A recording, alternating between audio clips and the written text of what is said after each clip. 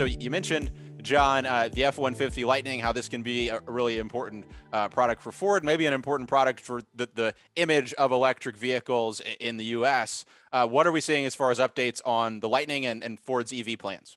Well, Ford said a couple weeks ago that they are actually scaling up uh, their ability to build electric vehicles generally, because the demand has actually taken them a bit by surprise. First for the Mach-E, which they launched, the Mustang Mach-E, the electric crossover that they launched at the beginning of the year. And also they now have, I think, 120, 125,000 pre-orders and for the F-150 Lightning. And I mean, this is just put in a deposit. The deposit is refundable. But still, it's a strong indication of interest. What they found with the Mach-E was a lot of these $100 reservations converted and became sales, and so they are, taking the conversion rate, which was very high, and looking at the F-150 and sort of trying to scale early production. They're saying, we're going to need more batteries, we're going to need more motors, this and that, and so they're pushing out to their suppliers to make sure they have that in place, and ramping up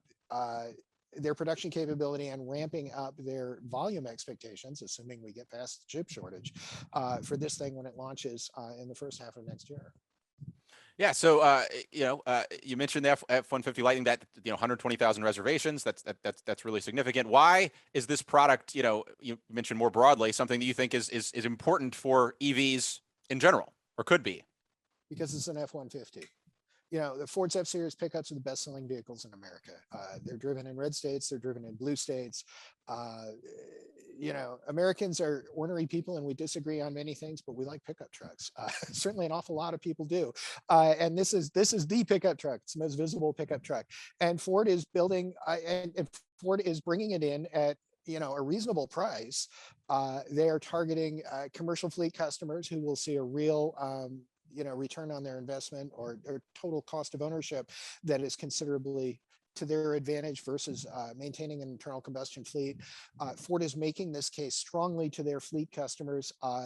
I think in part because they weren't sure how retail demand was going to go, but they know they can, if they can, they put a lot of effort in selling these to fleets, certainly to get the scale early on if retail demand was a little slow to arrive. But I think they've been pleasantly surprised by the retail demand. They say a whole lot of these people are new to Ford, first-time Ford customers who are making reservations for their iconic F-150 pickup, and it's a good truck. The capabilities and so forth that they've shown so far are genuinely impressive. It is an F-150. We know that Ford will, beat the heck out of it before they ship it, so that they know it's durable, so that they know they can stand behind it.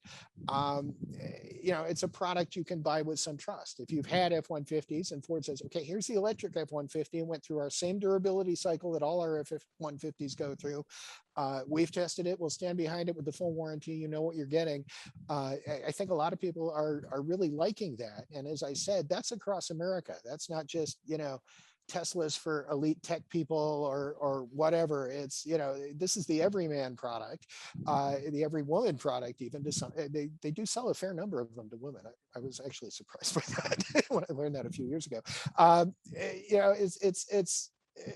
It's a thing that reaches into all parts of the United States, including parts of the United States where we might expect, if Tesla was really out in front of this and so forth, a little bit of a backlash against, Mr. Rocket Ship or whatever.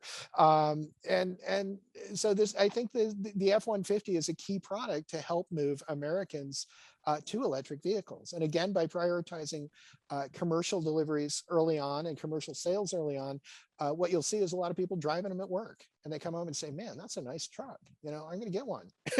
and they tell their friends, and so, you get a lot of word of mouth and second order effects off that. It's why I think it's such a pivotal product. To a lesser extent, also the electric transit van, which is coming this fall. That's another thing. They drive it at work and go, these Ford electrics are actually pretty solid. I mean, they're really rugged. We've been driving it 6 months. We've banged on it. Hasn't had any problems. And it's nice to drive. Maybe I want a Ford electric, or, a GM electric, or a Tesla, or whatever. This spreads the adoption. It spreads the word. As people who have driven electric vehicles, we know that they're fun. And, even the mundane ones are fun. But most people still have not driven electric vehicles. And when you have them at work, when you're selling into commercial fleets in big volumes, you get more people behind the wheel of one and they say, whoa, I like this. I can live with this. Yeah, yeah, And so it's an important thing.